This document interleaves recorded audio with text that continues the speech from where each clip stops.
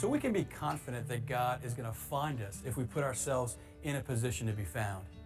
Now, sometimes when God finds us, we might find ourselves struggling in life, or maybe even suffering. Sometimes we can suffer physically, sometimes we can suffer spiritually. But wherever we are, we can be confident that God's going to find us and that the church is going to find us. And both God and the church are going to love us in the beauty of who we are.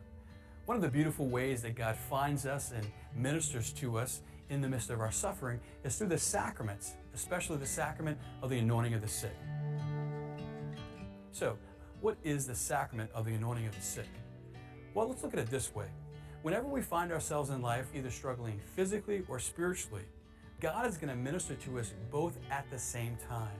We are incarnate beings. We have a body and a soul. God is going to minister to our body and our soul all at the same time.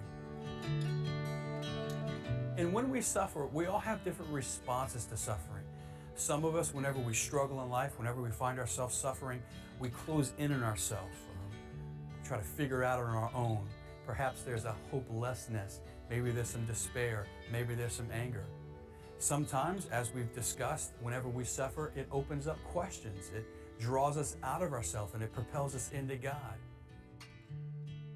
The sacrament of the anointing of the sick is a gift from the church to help us, especially when we're going through physical suffering, so that we don't turn it in on ourselves and we don't find ourselves alone. The beauty of the sacrament of the anointing of the sick is that the church meets us through the ministry of the priest. So very simply, one of the ways that the sacrament of the sick works is in two primary actions. First, the priest meets the person who is sick and suffering and prays over them in silence, asking for God's presence in their life. And then following that, using the oil that's blessed by the bishop, he anoints the person using the words of the scriptures themselves so that the person can receive the healing grace of God. Now, the beauty of the sacrament is such that the person can also go to confession. The person can receive the sacrament of reconciliation in the midst of the rite itself.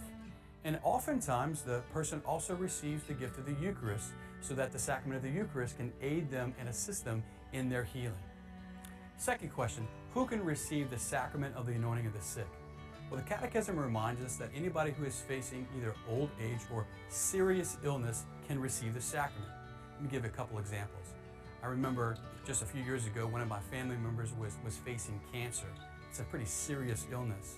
And as they were facing not only the physical repercussions of that cancer, they were also facing their own emotions. As they received the sacrament with that serious illness, it gave them great hope. I'll give you a second example. I had a friend of mine who received open heart surgery. And as he was going into a very serious surgery, he too received the sacrament of the anointing of the sick because of the seriousness of the surgery. Third question, what are some of the commonly asked questions about the sacrament itself? Well, first of all, is it in the Bible? And the answer there is yes. The biblical roots of the sacrament of the anointing of the sick come from James, the letter of James.